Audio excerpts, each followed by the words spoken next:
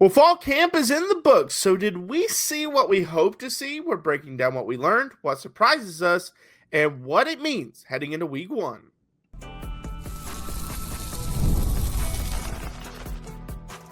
You are Locked On Mississippi State, your daily podcast on the Mississippi State Bulldogs, part of the Locked On Podcast Network, your team every day. Well, thanks for making Locked On Mississippi State your first listen every single day, part of the Locked On Podcast Network, your team every day. This episode is brought to you by Monarch Money. Take control of your finances with Monarch Money. Use code LOCKEDONCollege at monarchmoney.com for 50% off your first year. My name is Jaron Spor. I'm a national college football writer at Athlon Sports. That's Landon McBride. We've got a football pack show for you today. The Athletic has ranked all 136 FBS teams. Where does Mississippi State land? We'll talk about that.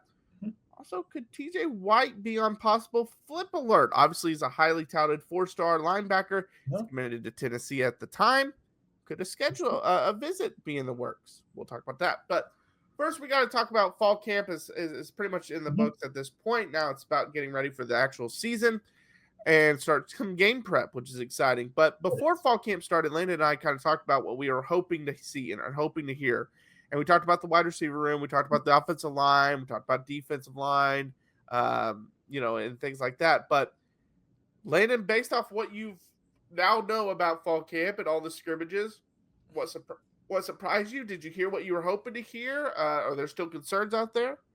I mean, I think I've heard some things that I was hoping to hear. One of them, defensive line depth. It's there. It seems to be real. I mean, Levy talks about it multiple times about not just defensive line, but whole defensive, just the effort and attitude that they're playing with, which is great to hear. But yeah, it does seem like there's some real defensive line depth this year with some guys who could really make some plays. Will Whitson, his name comes up all the time, which is not a surprise, pretty highly sought after transfer. So good to see that. We're still kind of wondering where the pass rush, like who's going to be the big sack guy, but it seems like it might not be like one guy getting those like 12 sacks or whatever. It might be a bunch of guys with 6 sacks, which last year that'd be great. Cause I mean, coming off last year, that'd be great because I mean, there was no pass rush last year. And it seems that, very good defensive line play. And then the linebackers who are going to be pass rushing seem to be really bringing some juice there too. Yeah, I'll start with the negative just because I don't want to just spend a whole time. That's who you are as a person? Yes, exactly. I just don't want to harp on all the negatives, so I want to start with the negatives. I thought we would hear more about people at wide receiver separating, and I don't feel like we've heard that. Like I think we came in kind of with the idea of Brennan Thompson, Anthony Evans, Jordan Mosley is kind of that's your starters, and then backups are depending on who it is, Ricky Johnson, Aiden Williams, whoever. I thought we would hear more of, man, this guy, like, we think he could be a star. And I know Levy said in the scrimmage, after the scrimmage press conference, he said, we brought in Anthony Evans, Brennan Thompson, these guys, even though they didn't have a ton of production, because we expected them not to be good, but to be great. And I just haven't heard enough about that. Now, part of that is it's closed off practices. It's hard to get a lot of information out of the coaches and things like that. And it's hard to decipher a lot of coach speak, which Levy is the master of. I just felt like we would hear a little more, a little something more like, hey, this guy is really taking off, stuff like that. And I don't know. I just haven't heard enough.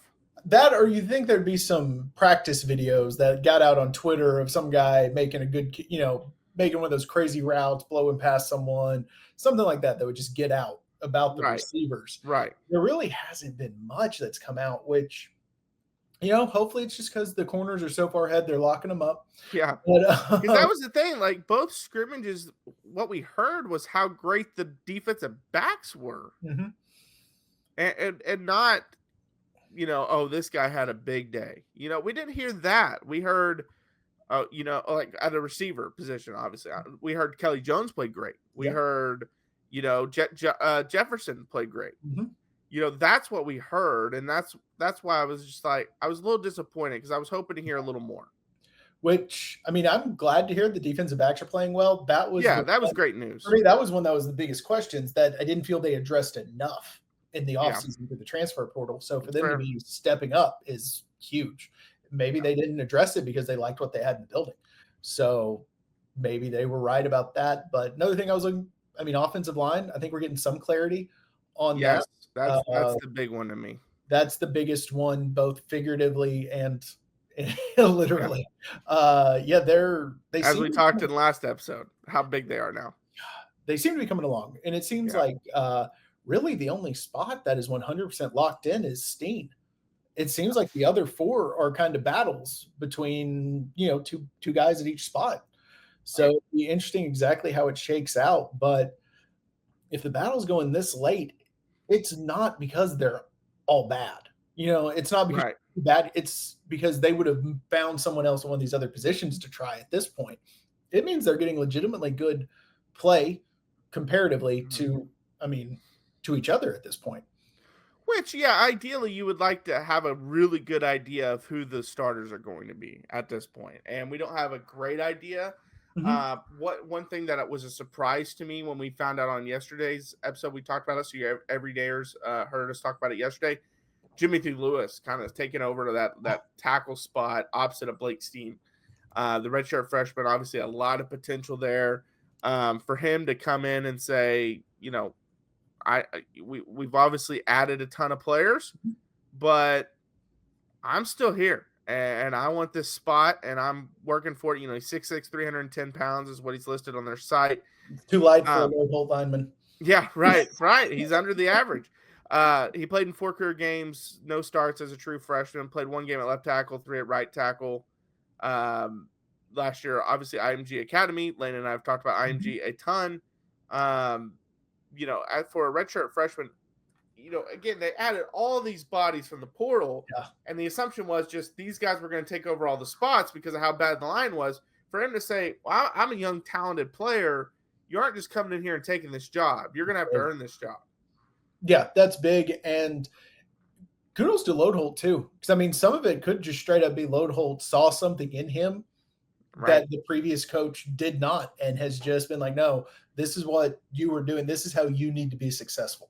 And he's done it, probably put in a ton of work in the offseason in the weight room and in the conditioning, getting ready for this. And he made his claim to that spot. So even if he ends up as a backup to one of these transfers, they're all pretty much, the majority of them are seniors. To where if he's the primary backup, you got to think that's his job next year. So, he putting yourself to be a starting left tackle as a redshirt sophomore, not a bad place to be. But if he claims it this year, that is awesome. Right. And I can't say it's disappointing because of what Jimothy Lewis has done, because that kind of came out of nowhere. But I said back when we were talking about all the new transfer portal additions, one of the guys I was most hyped about was Jaquan Bolden, and we really haven't heard anything about him. And I know he was kind of injured at the end of last year. And that's why he missed pretty much all last year. So we'll see if he actually becomes a factor. But I haven't really heard his name, and I was hoping to hear a little more, even if it was I can't even remember if he's still injured. But I thought I remember hearing that he was back from the injury. But even if he's still injured and there's an injury update on him, I haven't heard really hardly anything. The other great stuff is you could hear amazing things about Fluff and Booth in the running game. And Seth Davis news about him being back in the fold. That's great news as well. But Johnny Daniels, don't forget about him. Exactly. We keep forgetting about him, but him too. And I remember in the first scrimmage, it was really bad for the offense, but Fluff still played really well. Booth still played really well. And so that's stuff you want to hear is even if the offense is not clicking on all cylinders, the running game is still clicking. Yeah. And if the running game is still clicking, especially with how Levy's described this defensive line with the tenacity they're playing with, just the speed and the rotation, that running game is still going with that defensive line playing like that. It means you got a run blocking offensive line. Yeah. There may be some issues in pass protection, but some of that comes with just cohesion and reps working together. But running game, when you're a big guy, a lot of it is beat the man in front of you.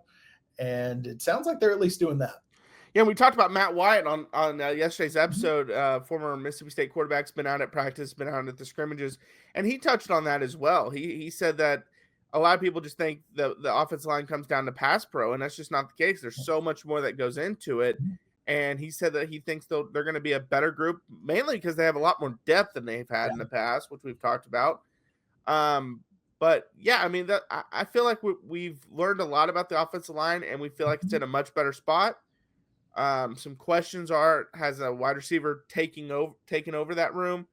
Has Shapen taken that next step, or should you go with one of the young guns in Croman Hawk or Kamario Taylor? If the season starts going poorly.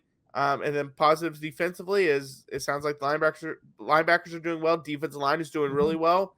And anytime you have Isaac Smith in the backfield or in your secondary, you're excited for that season. Yeah. Yeah, there's some good things. It's but now it's time to see if it's getting close, time to see if it's real or if it's just some hope from practice. Yep, for sure. All right, coming up next, The Athletic ranked all 136 teams. Where does Mississippi State fall? We'll talk about that. Well, most people can't name all their financial accounts or even what they're worth, whether it's 401ks, properties, or investments. And when you don't have the full picture, you can end up leaving money on the table. That's why there is a Monarch Money. It's an all-in-one personal finance tool that brings your entire financial life together in one clean, easy-to-use interface on your laptop or phone. Monarch does the heavy lifting for you. You can link all your accounts in minutes, see clear data, visuals, get smart categorization of your spending, and finally feel in control of your money without ever touching a spreadsheet. I love Monarch Money because one of the things it showed me from right off the bat when I first started looking into it, I spent way too much on food delivery. And I know I'm not the only one. Ever since COVID happened, you download all these different food delivery apps, you have them bring it to your house.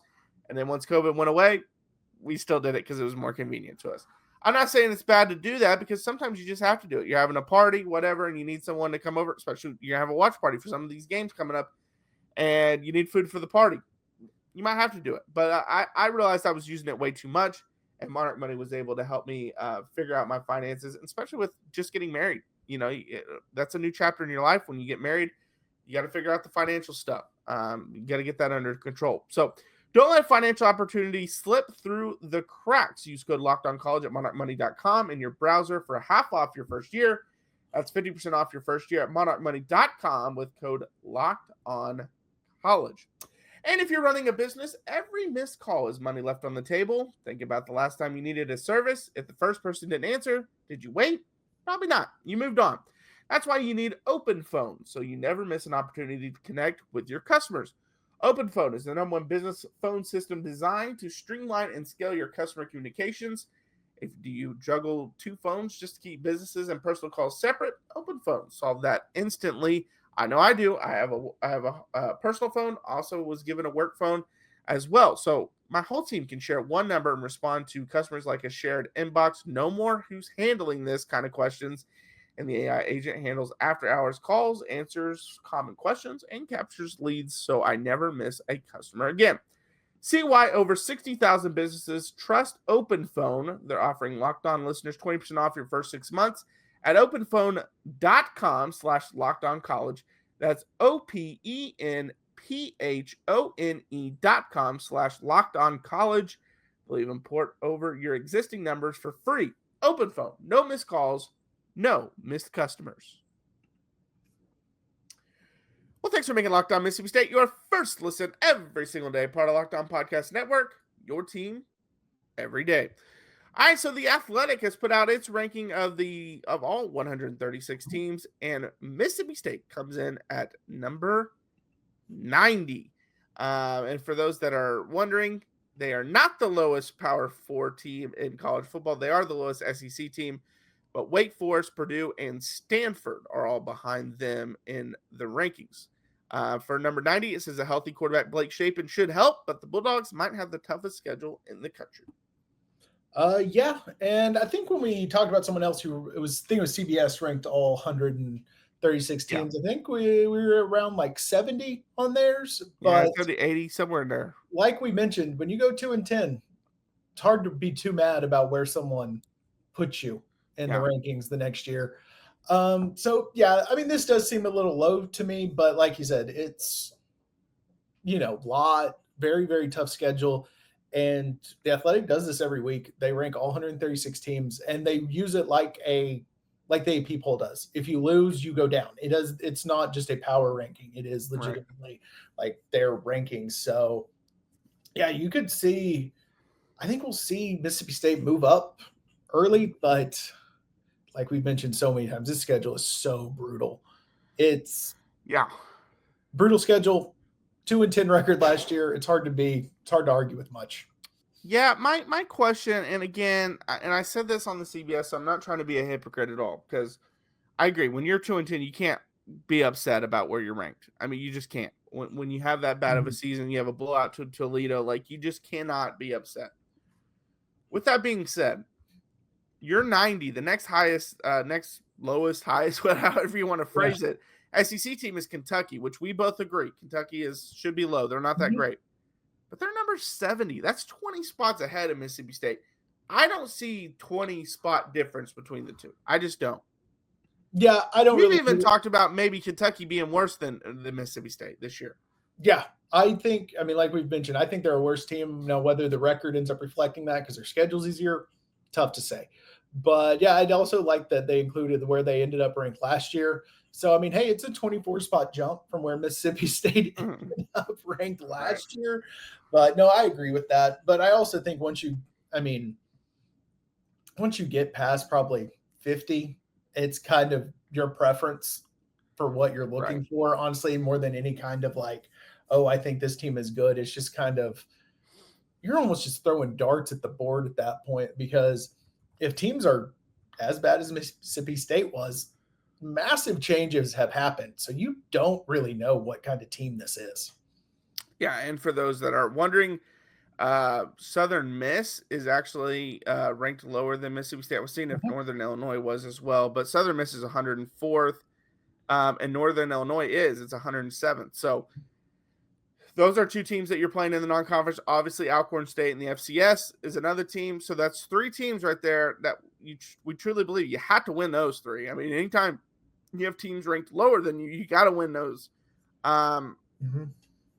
But the other non-conference game is Arizona State, and they're number 8 in the athletics ranking. So it's not the easiest schedule. Yeah. So why, I don't know. Every time I see these rankings, I question mine and your sanity. Every time we're like, this Arizona State game might be 50-50. Right. And then I see them ranked 8th. I'm like, what am I? And we're 90th, and it's like, well, maybe not. But like the college football video game tells me every time I turn it on, that is why these games are played on the field and not on paper. Right. So, there's a lot for this team to prove. Things like this, it's off season. It's fun to read. Can't read too much into it. Like I said, this is a whole new team. Not really that many holdovers that are actually going to be starting. So it's going to be interesting to see what happens. But 90th does feel low, but I just don't know if we're in a position to really argue that it should be too much higher. Yeah, no, I agree. And again, go prove it on the field. You said, like you said, they do this every single week in terms of the rankings. Win games, and you'll move up. And you start 4-0 with a win over the number 8 team on their board. You're going to get quite the jump. So obviously, it's going to be a tough season, tough schedule. Anytime you have the SEC schedule they have, and then you put that with a non-conference opponent that made the playoff last year and returns a ton of guys, it's going to be tough. But we knew that coming into the year, so that's nothing surprising. But that's why it's important to win those 3 games that you have to win. You cannot lose to teams that are worse than you. You have to beat the teams that you should beat. Make football easy, and the way to make football easy is beating the teams that are easy that you should beat. And so we'll see what happens there. Starting with at Southern Miss, Matt White even brought it up. They're going to be hungry. They get an SEC team to come to their home stadium, and it's an in-state team. They're going to be ready to play, so you better also be ready to play.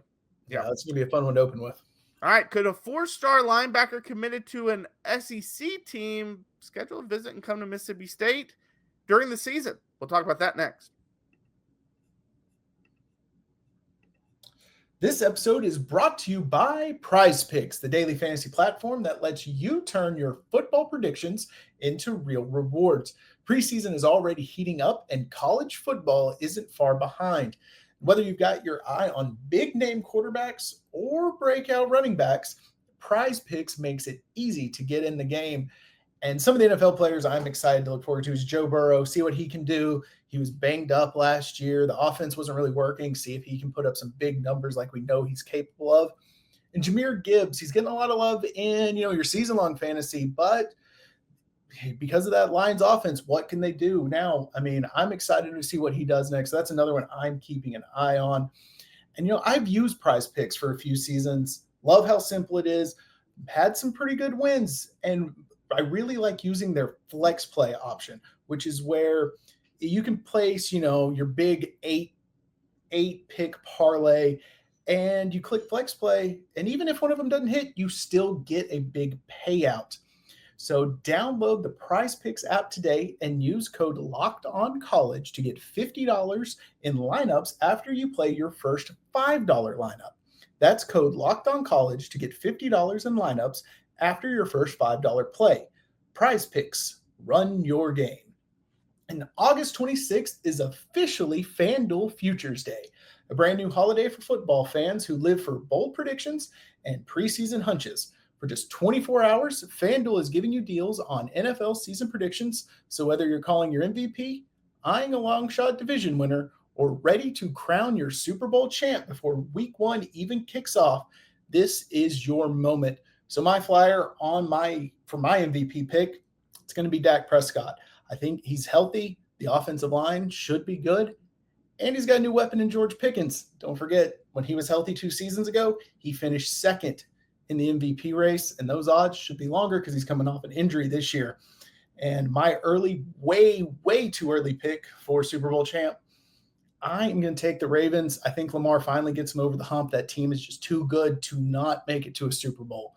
And you can parlay a division winner. And if I think Dak is going to win the MVP, I think Cowboys might take the division, and that would be a good parlay that I think I'm going to put some money on. So visit the FanDuel app today and start planning your futures bets now, because Futures Day is one day and one day only.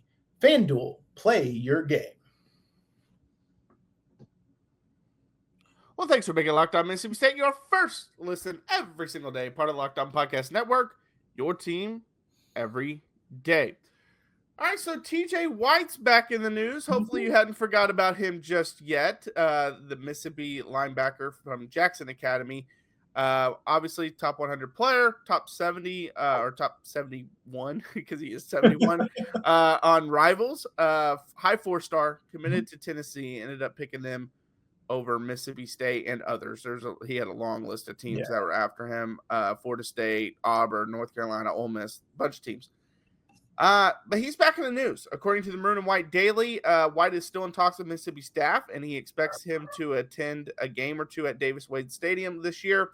Auburn's also pursuing White still, and it won't be an easy task to flip White from Tennessee, but they will see how the fall goes, and getting White back on campus is a needed step. So, yeah, that would obviously be huge, and we talked about this when he committed. It's not officially over that he's just not going to come to Mississippi State.